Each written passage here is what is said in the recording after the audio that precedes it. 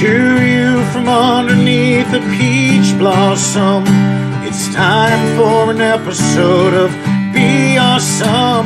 Find positivity throughout your life and work, just like our mascot rooster, Steve the Jerk. Hello, Be Awesome listeners. This is episode 23 of the Be Awesome podcast. I am sitting out on the patio at my galactic headquarters of Dude Solutions with an old friend and former co-worker, Greg James, and we're going to talk about life and balance, and probably better a little how out of balance most of us are. Greg's always impressed me with his ability to seem to get things done. Manages 168 pretty good, and for those of you when I reference 168, that's the only thing every human has absolutely in common with one another, is we all have 168 hours in a week, and how we use them is our responsibility. And I actually sat in a class in January where a presenter actually went through the whole calculation much better than I did, which was take your number of hours that you sleep every day, take the standard number of hours that you're expected, and that's what you have left to do with everything else. And Greg's always seemed to be someone that was on top of his game with that.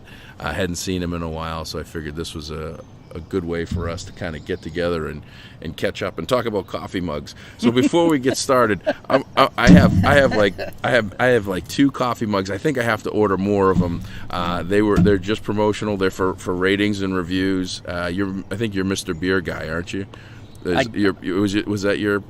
I like a lot of craft beer, but I'm telling you, a good mug I use every day, and I have to tell you, get, like I said, the pinky finger fits in the handle. Yeah, it's part of the team. Yeah, and when you hold it, you want to talk with it. It doesn't slip. It's good stuff. This is a good mug. Yeah, it's a good talk. It's a good talk show mug. Yeah, I kind of want to go bigger, but I think it's a good size right there to start with. So, this challenges Regis Philbin. If you like a good coffee mug that your pinky finger will fit in the handle, there's still two left for ratings and reviews on iTunes. Greg was kind enough to do one for me, so he gets a coffee mug, and like I said, I got 2 left before I have to decide whether or not I reorder. But welcome to the podcast, Greg. Thank you. That's good opening, right? It is. The secret to balance is coffee mugs.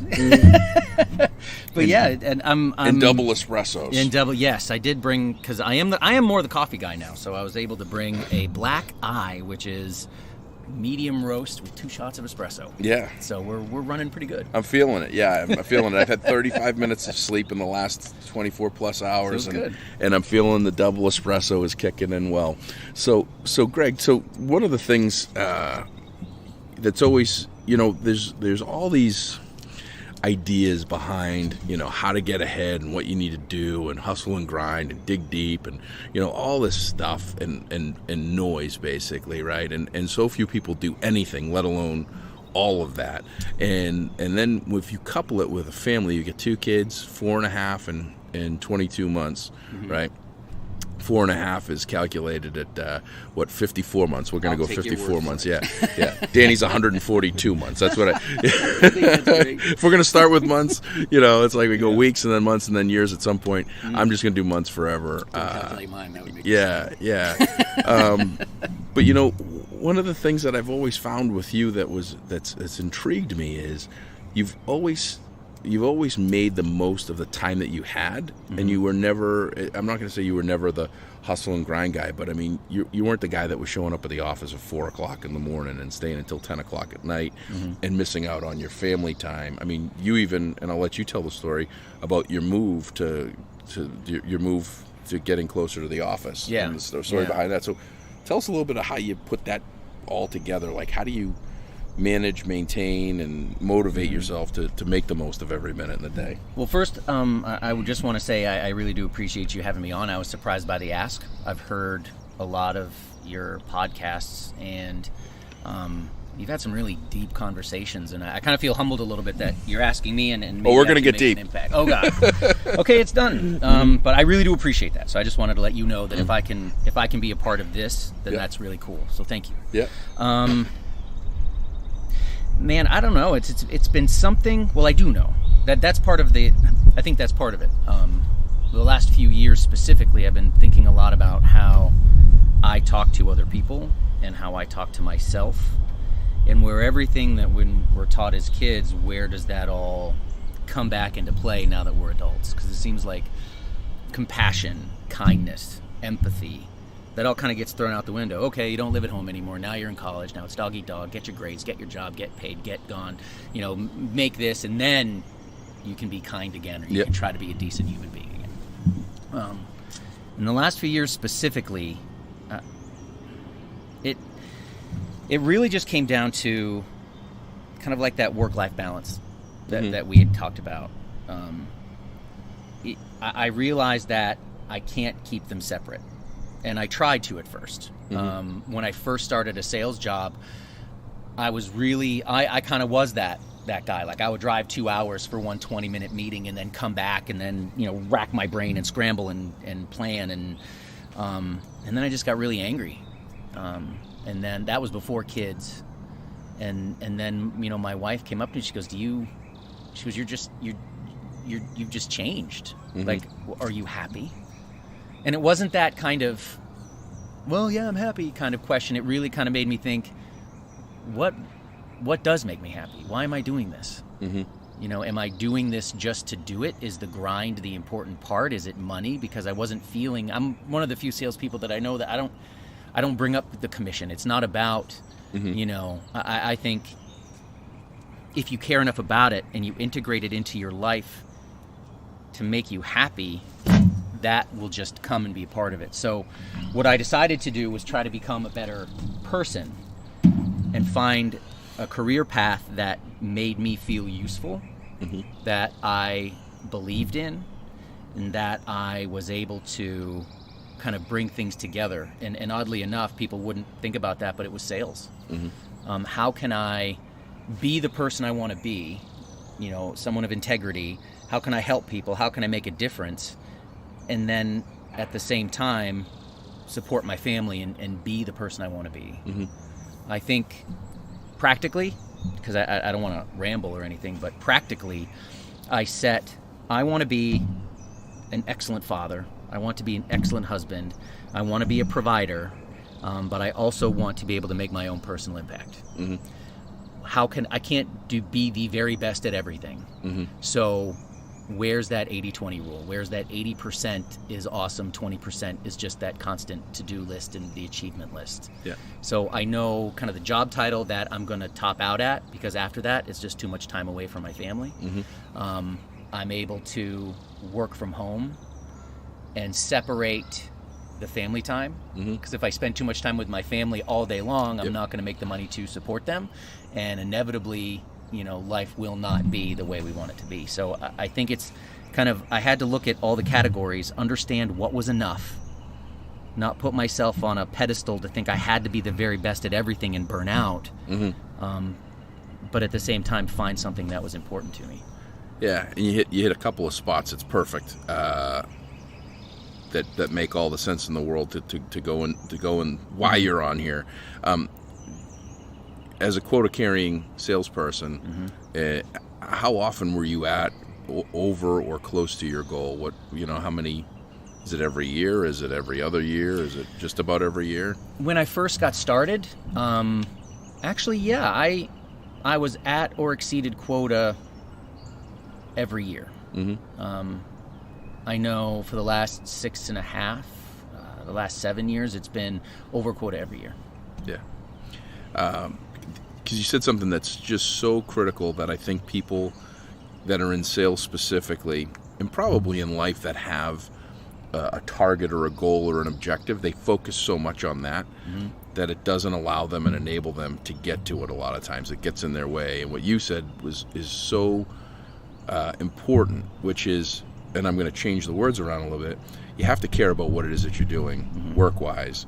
You have to be passionate about it. You have to want to be passionate about it every day and say, I'm excited to do this, this, and this, the difference that I'm going to make, the impact that I'm going to provide. And then you don't necessarily need to pay attention to the quota, Because if you do that, if you're passionate, if you care, if you want to make a difference, and you know what you're doing is the right thing, the rest falls into place. Hard work, dedication, commitment, work ethic, and your career pathing as you know it, everything just flows into place. Where people typically, I don't know if it's reverse engineer is the right word, but what they do is they go, oh, here's my quota, here's my number. They focus on what they need to do to obtain it, and they forget the most important piece, which is making an impact on the people. Or what that impact means to themselves. I feel like in our line of work, it's really easy to not dehumanize your prospects. You kind of dehumanize yourself. If you put yourself into a quota-focused machine, I mean, I think when you first start in sales, you have to prove that you can do it. You have to learn the science of it. You have to learn the technique. You have to learn how to communicate. You have to learn what you think you're saying isn't necessarily what that other person is hearing. And you have to develop that confidence, because in sales, you're intruding on, I mean, technically you're intruding on someone's life to help them. It's like an intervention that nobody thinks they need or nobody's asking for, but you know is going to have a positive influence on their life. So once you get your confidence and the skills developed, for me, I had to go back and add context to all of those skills. Specifically, and this is something that I find important with what I've been able to do from a time management standpoint, because it helps all the categories in my life where I want to succeed. I don't make New Year's resolutions, because let's face it, you know, what time is it? It'd be already broken. You know, it's March. So I make themes. And the theme to my year, because if you fall off that wagon or you kind of divert, you can say, does that match with what I wanted to do this year? And it's easy to go back to a theme than it is to try again on a resolution that was broken. That's part of the language I was talking about. It's like I have to look at this as a process. And the first year I did it, I didn't know I did it. I was just focused. And in retrospect, because when you asked me to come on, I'm like, what am I going to tell people that's actually going to be worthwhile? You know, but it was... And people can do this. This is the only thing that I planned. I did plan, Peach. I'm a planner. That's part of how you get to quota. You have to plan. But anyone can do this. You just have to find. For me, it was my family, and I know everyone's going to roll their eyes. It's like, oh, he's going to talk about his kids and everything. But I am, because that's my driver. For other people, it's their best friend. It's their parents. It's their cat. It can be anything. Because I had to, and I'll give you a working example. This is when I first started to learn about compassion and what that meant without really focusing on it. It was early in my career. It was a lunch break, and I was working through lunch, because you have to do some of that at the first. You have to grind. But a coworker came up to me, and she looked really upset. And she just said to me, she goes, "Do you mind?" And I knew her well. I mean, I'd been with that company, for at least a couple of years. She goes, I just need to lay down. And it was lunch. No one was around. We're in cubes. And I'm like, then lay down. And she just laid down next to my cube. And my first thought was, well, this is weird. You know, like, what? And I looked around, like nobody was around. And this was when my wife was pregnant with our first. And this is where I had a real emotional sensation. I said, what if this was, and I knew it was a boy at that point. I'm like, what if this was my son? What if he was just, for whatever reason, having a really crappy day, and he just needed someone to lay down, because he just needed someone to lay down next to. I'm like, one, I would have a conversation with him about that. But two, what would I want that person to do? So she laid down, and I just said, do you want me to say anything? Like, do you need me to do anything? She just said no. And I just worked. And then right around the end of lunch, we just did business as usual. Now, I say that because I did think it was... Was that a recurring thing? Like, it was just the one. No. I didn't become... And by the way, I had a guy on a red-eye flight from Los Angeles decide to lay down on the floor right by, like, all of our feet on the row, and I had a much different response to that. Like, that's gross. What the hell are you doing? That floor is absolutely disgusting. Do you know where I've been walking right before I came on this flight? But that's the thing, like, I would pray that if it was my son, that one person wouldn't then go around to the cubes and say, you'll never guess what happened at lunch. That kind of compassion of just saying, okay. And if that's all that person needed to feel better and be productive and get through the rest of the day, then I actually helped that person. And it wasn't really anything to ask outside of just having an open mind. Yeah.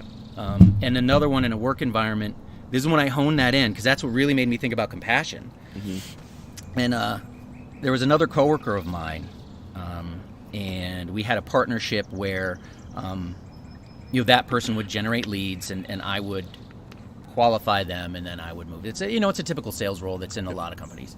And I just remember I was getting feedback from him that was just off. We had had conversations about it in the past, and I was finding myself getting angry, like getting really personally mad. Mm-hmm. And I'm like, I've done this before. Why are we having this, like in my head, why are we having this conversation again? Yeah. And that's language. That's really, however you talk to other people, how you do anything is how you do everything. So, how I was talking to him was really how I was talking to myself in those days. So this is where it kind of impacts everything. And it just dawned on me, and I just said, remember the cube. Remember the cubes. Yeah. And I looked at him. I said, I'm really mad. And I brought it back to my son again and just said, somewhere he has a father who loves him very much. Mm-hmm. And if this were my son, what would I want someone who's responsible for coaching to do? How would I want them to behave? Mm-hmm. So that allowed me to take a deep breath. And I actually thought to myself, I'm doing this for your dad. Yep. And I was able to calm down. We had a very candid conversation, and it was one of the most productive, I think, meetings that we'd had. Wow. So compassion, and that wasn't even a theme. That was just something I was just attuned to because my wife was pregnant, and I was going through like the dad metamorphosis of not just my mind but my body. So it all kind of worked out. Yeah. when you're bald and you get a little soft, your ego goes out the door. But you start crying in Tide commercials. I went through it. Yes, that one, the one that flipped. Yeah, no, I know what you're talking about. So that was like year one. Those are the two kind of stand out, and then how I talked to him. I actually thought, well, where did that anger come from? Yeah. So it was balancing my filter with how I'm listening and how I'm processing the world and trying to just understand people better so I can have that equal understanding of them. And that takes care of so much in business. That builds a foundation for healthy relationships really across the board with yourself, with your family. So my studying in my 168, I don't even really look at it like that anymore. I'm reading books about communication, listening, how to speak, how to communicate clearly, and then from the academic standpoint, because it all can't be feel good or else you just sit around having feel good meetings and you won't make any money. Yeah. No money, no mission. So I go back to the academic side to say, okay, well, here are the different stages of a sale, and if I really care about this impact, now I need to do research on, your strategic plan, your background. I work with local and state governments. What's happening in the state? How can I help with what I provide? And come at it from that standpoint and speak to them as equally conscious of kindness and candor as I would to my wife, as I would to, a coworker, because I still have to believe, even if it's not a parent, like someone cares about this person. Mm-hmm. And I'm going to do it. If I can't do it for myself, that's my last straw. Like if I can't do it for me, I'm going to do it to someone who loves that person. Yeah. I don't know if that sounds odd, but that's just how I've had to develop my human relationships. So you're wondering, and thinking about, my past guests and everything else. The idea is that what you touch on, anybody can do this, right? Mm-hmm. Anybody can do this. It does take some work. It doesn't take a lot of work. It doesn't take as much work as people think it takes to have a positive mental attitude, a positive mindset, and to actually put them in the position that you say so perfectly, which is that, that's somebody's son, that's someone's father, that's someone's something. How would I want it if it was my son, or if it was my dad, or if it was my whatever? We often forget about that in our interactions with people. We often don't look at those 100%. People as unique human beings that have problems, challenges, life difficulties, families, no families, just any gambit of number of things of what they could be going through at the time to cause them to want to lay down or to be frustrated for no apparent reason. When I talk to, sales organizations that talk about getting hung up on, I go, well, if you make a phone call and you say hello and they hang up on you, there really isn't a whole lot that you did to make them that mad for them to hang up on. I mean, if you were, if you got past hello, then yeah, we could start to analyze and look at that. But if you just say, hey, my name is Josh, and they hang up on you, well, they probably got something else that's bothering them. Yeah. And that was where my card idea came in early on when we started. If somebody hung up on me, I wouldn't end there. I would send them a card. At that night, I would handwrite a card and just say, I'm terribly sorry you were having such a bad day that we got disconnected. I hope we get an opportunity to talk. And 6 out of 10 times when I would do that, and I would call that person because you have to. Yeah. Again, no money, no mission. Yep. Because you have to make that call. 6 out of 10 times they take my call. They might not buy something from me, or they might not give me the time to listen to me.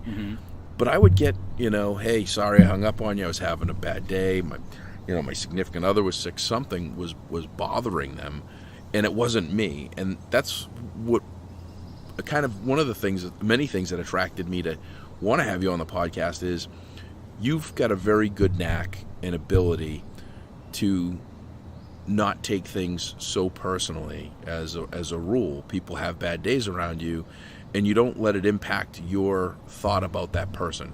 You think that, hey, they might have something going on, or how would I want my son if he was having a bad day for people to treat him, because we all have bad days. Yep. I mean, I told you, my Friday was, I have 1 or 2 days every year that I feel like this, and both days were on Friday, and I had a bad day, and people that interacted with me may or may not have gotten a good experience. And that's kind of, the one thing that I feel can be kind of dangerous is that there are a lot of people that I listen to from a podcast standpoint, or just some of the social feeds, and like the new big thing is, grind. Yeah.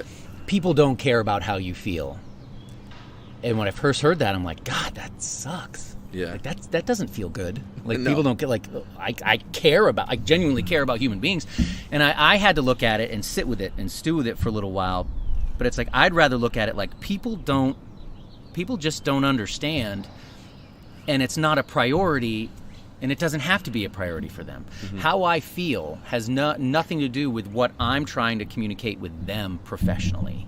Or sometimes, if I have a bad day at work, I can't expect, and I want, and I don't want to keep it, because I have plenty of people in my life who've chosen not to have kids and all that stuff. Whether it's like your parents, because you're often parents with a generation gap, they don't understand. Like, your dog's not going to understand if you have a bad day at work. So it's not like if you have a bad day at work and you kick your dog, and all of a sudden it's like, oh, I'm sorry, but my boss really got me mad. Like, that dog's going to be like, I love you, but you kicked me. You know. So it's kind of along the same lines, because like it's not that they don't care. It's just they're not looking at life through your lens. You just called them, and if you are wasting their time with something that isn't appropriate for them, they're probably going to be rude. If people waste my time multiple times every day, I'm going to lose my cool a little bit. But that's just kind of why you just have to understand them.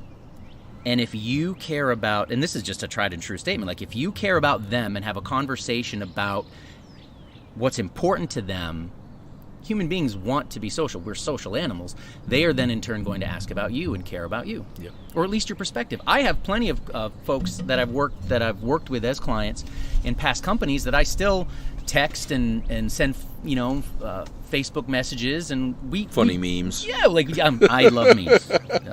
Memes more. I know coffee mug is more than a meme to me. But it's one of those things, though. It's like, you will learn to care about somebody as long as you know that their intention is good, that you can trust them, and that they're helpful and valuable.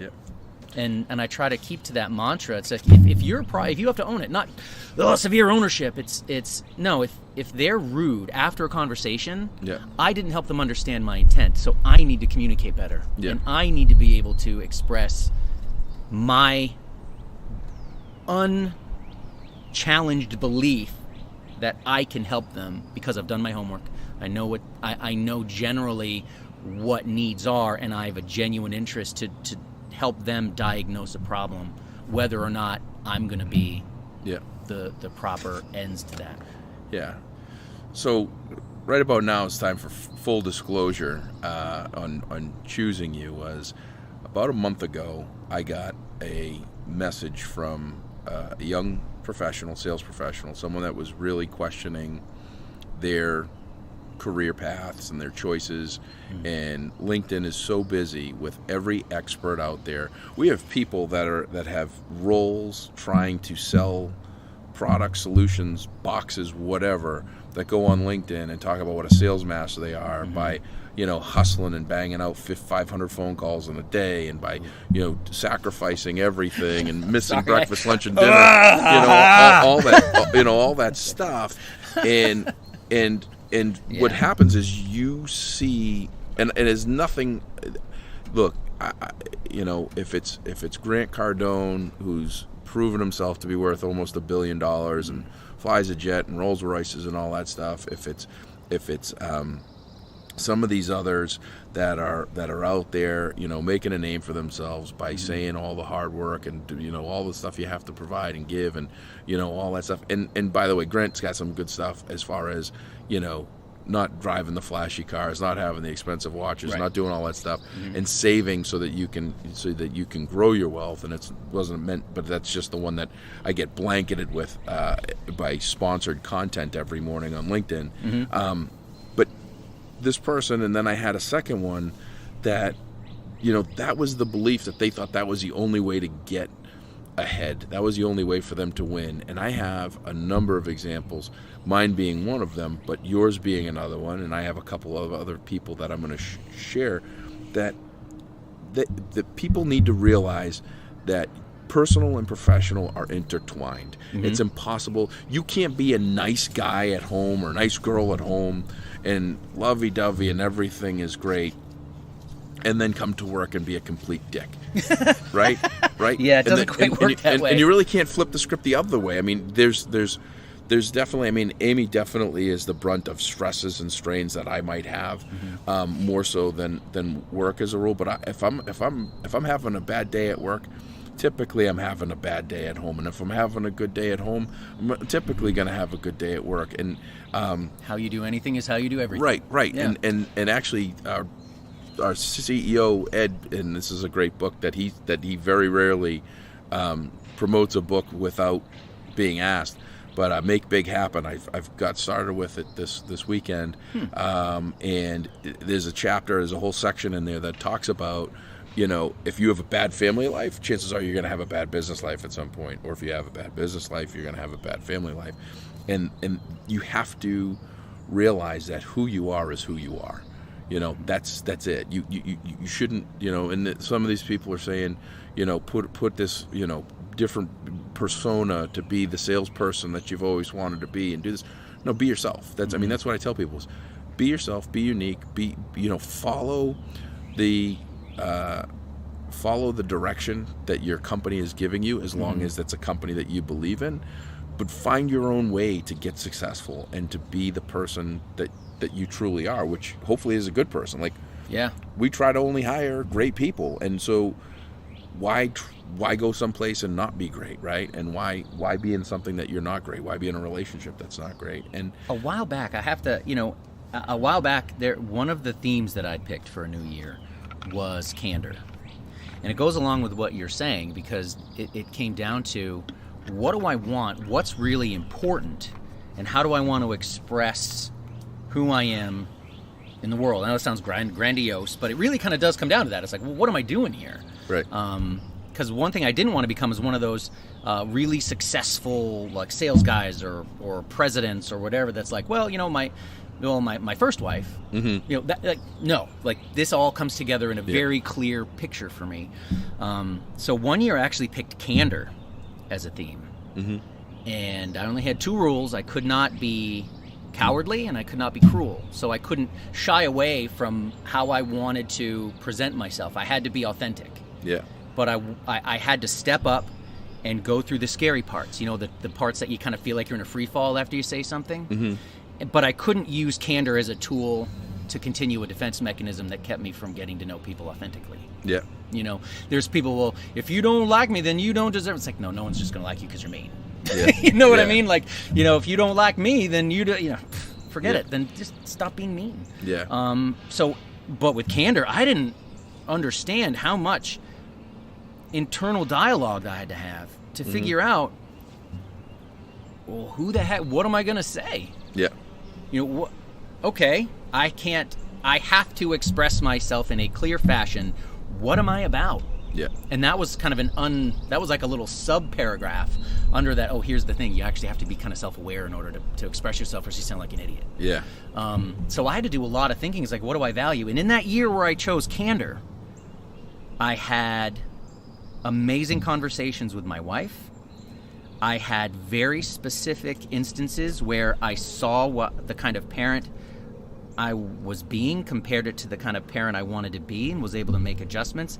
And I started a new career at a new job, all within that 1 year of just saying, I need to be authentic. I'm not going to be mean, but I'm going to step forward and be authentic. Yeah. Well, it's addressing. It's not being rude and mean to tell someone. But some people, one of the things that I hate is when someone says, "Well, either you love me or you hate me." Well, that's what I was trying to say. Yeah, that's kind of a cop out. That's an acceptance too, and that's a reality of. There's a percentage of people that are going, and I know there's a percentage of people that are going to hate me. I'm sure I could do any number of things that are great and wonderful, awesome. But there's a Deadpool meme. Yeah, speaking of memes, it says what is it? You're always the villain in someone's story. Yeah. Well, and that's there's always going to be somebody. But when you have that mindset where you're saying that, I had a conversation with someone, and they were talking negatively about someone, and I said, well, wow, that's really kind of a bad scene there. And they said, well, you either love me or you hate me. And I said, and you're okay with that? And it's like, yeah, why are you okay with that? Like, why? Good question. I strive to get as many people to like me as possible, and if they don't, then I have to take a quick self-reflection. Go, did I do something wrong? Did I say something wrong? Is it just not a fit? Because there's some people it's not a fit, and I also the other thing that people got a laugh out of when I gave a talk recently was, they said, well, why? What do you think? What do you attribute having such a positive mental attitude about? And I go, well, I don't hang around with jerks. Yeah. And you have to quickly figure out who is a negative impact that you can't help, that you can't make a difference to. But sometimes people don't even know that. Like, I've had a couple of interactions where I've said, hey, you're coming off kind of in a negative, nasty way, and I don't know if you're aware of it. And if you are and you're okay with it, then hey, that's your prerogative, and I don't need to talk to you anymore. And if you're not, then you might want to address it. And I've had great people saying, well, I didn't realize that I'm having a bad day. I've got this going on, but I didn't think it was impacting me in a way. What you did, those are two different kinds of candor, and that's where I had to set the parameters. That person's candor is, I'm going to say my mind, and I don't care what people think. Right. A lot of people confuse that when you say, I'm going to stand my ground. I'm going to carry on a soapbox. I'm going to tell everybody how I feel, and it's going to get real loud, and I'm going to have, But what you're talking about is actual candor, that quiet voice that simply says, like an example that I have similar to you, the quality of the question. Because I remember I was washing dishes, and my wife always put, like, let's say, make it relatable, something there. And I hated it when she put it there, because I always felt like she was making me do more work when I was almost done. So I would get irritated, and then we'd get snapped, blah, blah, blah, blah. And one day, when I was thinking about candor, I just said, when you put this here, I find myself getting frustrated because I feel like you think I don't do enough. That was candor. What you said to that person was, hey, are you okay with that? Yeah. Because that sounds uncomfortable. Right. That's candor, because then she was able to say, oh, well, no. Right. And then she was able to tell me why, and then I understood. So so that comes through respect. If you respect somebody, they're going to like you in some way. Yep. They're not going to be, they're not going to be best friends, but I know plenty of people that I don't like to hang out with, but I respect them because they're good people. There's just, but that's what candor is. That was what you showed. And that takes patience and a lot of vulnerability to do it that way. Yeah. Well, I mean, you have to, the vulnerability part, I think, is for a lot of people. And I don't know why, because it's just speaking the truth and speaking how you feel. And I think that you're worried about people getting defensive or that it's going to cause conflict or, but it's better to get it out. It's better to get on with it. I think we'll call this. I'd love to have you on again. I think there's just a bunch of nuggets here, and I want to touch on them just so people understand, because we filled up a lot of different things here. I think that the theme idea. By the way, my New Year's resolution is going fantastic this year. Good. Yeah, I decided that I'm going to start smoking as a New Year's resolution. So I failed it, and I've not smoked anything since New Year's. So I'm successful in my failing New Year's resolution right out of the gate. I find that if you find things that you're going to do or not going to do anyway, you can go in that direction. You know. So, but I really love the theme thing. I don't know that I've ever heard that before, but I think that's how long have you been doing that? This is the first year I did it. I didn't know I was doing it until partway through the year. Yeah. That was the compassion part. Yeah. This is my third theme. Yeah. And it went compassion, candor, and now this year is empathy. Yeah. Because after I've learned how to express myself and be mindful of my language and my presence and what that truth does to people, now I have to take that level of at least that foundation. I'm not by any way like a Dalai Lama or, Yeah. I am a human being and I have plenty of flaws. But I have to take what foundation I have of self-awareness and now flip that and just be aware of the person who I'm having a conversation with.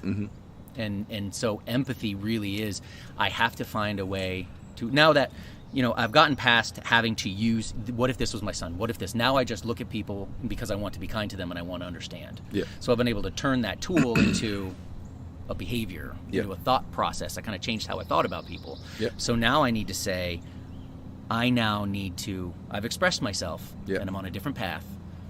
Now I have to put my ego aside. I have to put my thought processes aside and take in everything the person who is in front of me or who I'm in a group with. I need to take all that in and make sure that I fully understand and I've cleaned my lens, because we all look through a lens that's uniquely ours and we hear things filtered through our life experiences. Now, like I'm reading a book, How to Communicate. I have to get you the title. I almost brought it with me. It's an amazing book about language, how you listen, and how even just how your filter impacts what you hear, right, and what you see. So that this year, I say that so many times. I say that to people all the time. I say what someone says is not what the next person actually hears. You could think that you put your words together so perfectly and so eloquently and so in order, but what people hear can be something completely different. And that's your tone, that's your demeanor, that's your shoulder shrugged or your shoulders up or whatever it is. Same thing with email and text. I think email, text, and social media is like the absolute worst for communication. Follow up to a conversation. Right. It's like you have so. I mean, I had one email Friday that I was like, I got upset. I got upset with my own self for how I put the email out there. Never mind how I felt of what I was reading to cause me to be like that. Yeah. So I think that's a huge piece. So definitely give me the title. I'll put it on the podcast description. So themes. Working backwards. Thinking about what it is that you're doing, your mission, your beliefs, being passionate, and chasing those goals. And you have to pay attention to that quota. But if you do all those things in order, the quota comes. And proof positive with you, obtaining those in your work ethic. And then the balance, it's not even a balance, it's consistency in life. You said it perfectly at the very beginning, bringing it together, because this is your life. Everything's your life. There's no separate work, separate life. That's your life. Yeah. How do you want it to be? Yep. Yeah, the only thing that's separate is when you're dreaming, having goofy dreams of flying to Mars and all that stuff. That's a different life. But no, this was great. I really appreciate it. I think that you just, I have followed you along through a bit of your career and gotten to know you, and just, like I said, every interaction from the welcoming, when I walk by when I would walk by your office, when we would hear and you were always welcoming. Hey, come on in. You always made a minute to sit down and talk, and talk about everything and nothing, but just engaging a genuine authenticity to you and to your life. I think you're doing great things. Fantastic for you and your family, and realizing and seeing a lot of, like you say, we're not perfect. None of us are. I'm not perfect. I'm far from perfect. I say it all the time. I never want to portray myself as anything of higher standard than anyone or anything else. What I want to try to say is, we can all do better with a little bit of work, and if not to be wrong, scared. You can circle back, right? Because if you do it with authenticity, it's like, look, I went down this avenue, I was wrong. Yeah. And then nothing becomes I'm sorry, but then nothing becomes like, nothing becomes an emergency, because it's just. Well, I think the fear is change. To change oneself, and sometimes you say, well, I'm doing this wrong, but if I do it differently, I could be doing it even more wrong. Well, yeah, but you can go right back to doing it a little bit less wrong, or you could try and do something completely different a third time until you find what's right to work with people. It feels good in your gut. It's just a matter of your approach, not whether you're right or wrong. 100%, absolutely, 100%. Well, I'm happy to be a part of this, so thank you. Yeah, glad you could make it. Enjoy the coffee mug. I am going to enjoy this more. I appreciate the double espresso. I've actually got meetings all day today, so this scene out here. We've got Canadian geese. There's a walking trail, beautiful. It's now a lake. It was like a small pond at one point, but it's pretty full down here in Raleigh, North Carolina. But really appreciate you coming on, and we'll definitely do this again sometime. And in the meantime, really appreciate everybody's feedback, input. Keep sending emails. It's Josh, Josh, at BeAwesome, and that's BeAusm.com. If you do a iTunes podcast rating and review, whatever it is, let me know. Send me an email, and I will send you out. I've got 2 coffee mugs left, so. I want to back up a break. Excuse me, yeah. If you get, I got 2 coffee mugs left, and I'll be happy to order more. Or I'll give you a T-shirt, or I'll get you something. I think I got a couple of David Cook's books still in my office that I can have signed and sent to you. So I'll let you do a grab bag. But if you take the time to do a rating and review, I think that you deserve to get something for it, and as long as I have something to give, I'm going to do that. You can find me on LinkedIn, BeAwesome, BE_AU_SM. Same thing in Facebook. I'm not putting too much on Facebook. Most of my work is through LinkedIn. I have an Instagram page. I'm working on that. And I have Twitter as well. I think it's BeAwesome1 that I had to do a number or an underscore number. But really appreciate everybody's feedback the last week, getting back online with Paul Tim and Gus and his family, and now my buddy Greg. We're going to be kicking this thing into overdrive. So in the meantime, in order to be awesome, you got to do awesome. Have a great day, everybody.